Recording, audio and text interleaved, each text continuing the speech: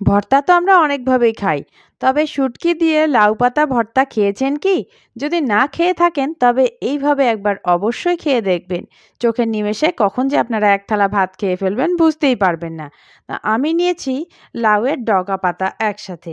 শুধু আমি এর থেকে পাতাগুলোকে নিয়ে নেব। পাতাগুলো পরিষ্কার করে নিয়ে আগে দেখে নিতে হবে পাতার মধ্যে পোকা থাকে। ওপর দিকে ডাঁটির দিক থেকে অল্প করে কেটে এভাবে টান দিলে শিরার মতো একটা বেরিয়ে আসবে। এভাবে লাউ পাতাগুলো পরিষ্কার করে নিয়ে এভাবে ছোট ছোট করে আমি টুকরো করে নেব। আর পাতাগুলোকে পরিষ্কার করে ধুয়ে নেব।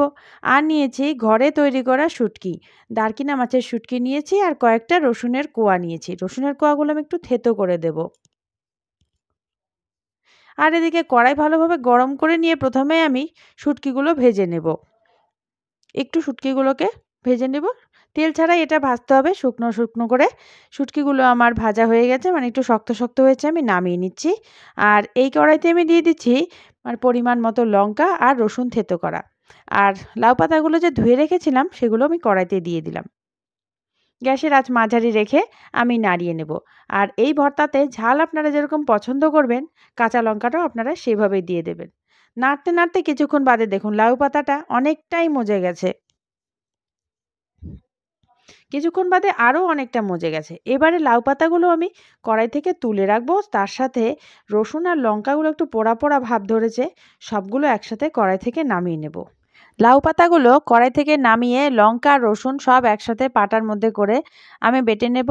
তবে আপনারা চাইলে মিক্সিতেও ভালোভাবে এটাকে পেস্ট করে নিতে পারেন। একেবারে খুব মসৃণ একটা পেস্ট তৈরি করে নিতে হবে। পেস্ট যত মসৃণ হবে ভর্তা খেতে তত স্বাদের হবে। দেখুন আমি মসৃণ করে বেটে নিয়েছি। আর যে পাতার মধ্যে ছাবা ছাবাগুলো আছে, মানে লাউ পাতার মধ্যে এরকম বাটলে ছাবা ছাবা বের হয়, এগুলোকে ফেলে দিতে হবে। নাহলে এগুলো মুখে পড়লে তখন আবার ভালো লাগবে না। কিছুটা লাউ পাতা বেটে নিয়ে আমি এর সাথে লঙ্কা আর রসুনগুলো ভালো করে মিহি করে বেটে নিচ্ছি। আর তার সাথে অল্প অল্প করে শুটকিও আমি একসাথে বেটে নেব। শুটকিগুলো গরম করার পরে দেখুন কতটা মুচমুচে হয়েছে, একেবারে মিহি হয়ে যাচ্ছে।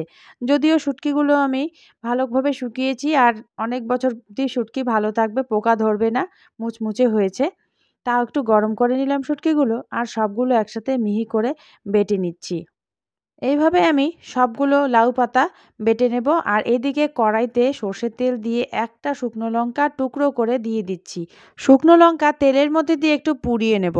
এতে করে শুকনো লঙ্কার যে পোড়া গন্ধটা থাকবে ভর্তার মধ্যে, খেতে বেশ ভালো লাগবে। শুকনো লঙ্কাটা কিছুটা কালো হয়ে আসলে আমি লাউ পাতা বাটা দিয়ে দিলাম কড়াইতে।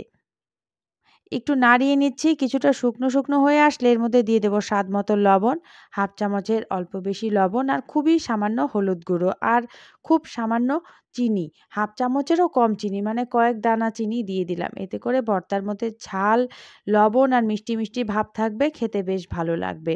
আবারও একটু নাড়িয়ে নিচ্ছি। দেখুন শুকনো শুকনো হয়ে এসছে। তবে এর মধ্যে আমি সামান্য জল দিয়ে দিলাম।